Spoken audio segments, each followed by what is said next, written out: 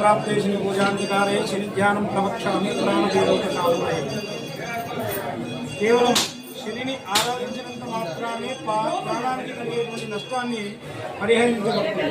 కాబట్టి శనివారం త్రయోదశి మార్గశీర మాసం కృష్ణపక్షం త్రయోదశి అనురాధ నక్షత్రయుక్తంగా శని త్రయోదశి రావడం విశేషం.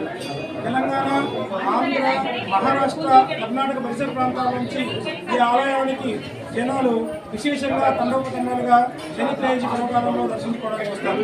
అక్కడికి వచ్చేటువంటి భక్తులు నల్లని వస్త్రాలు ధరించి వాటిపై స్నానం చేసి పువ్వుల నూనె, పువ్వులు, జిల్లేడు పూలు సమర్పించి నువ్వులతో అష్టోత్తర శతనామావళి 7 మార్లు పర్యాయ ప్రదక్షిణ చేసి స్వామివారికి కొబ్బరికాయను సమర్పించి అభిషేకించిన నూనెని ప్రసాదంగా స్వీకరించి లేపనం చేసుకుంటారు.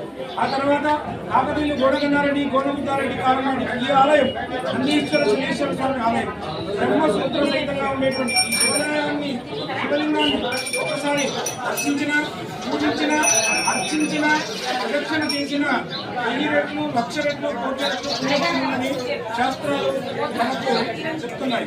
కాబట్టి ఈ ఆలయాన్ని ఒక్కసారి సందర్శించినట్లయితే కొన్ని వేల, వందల, లక్షల సార్లు సందర్శించిన పుణ్యఫలం కలుగుతుంది.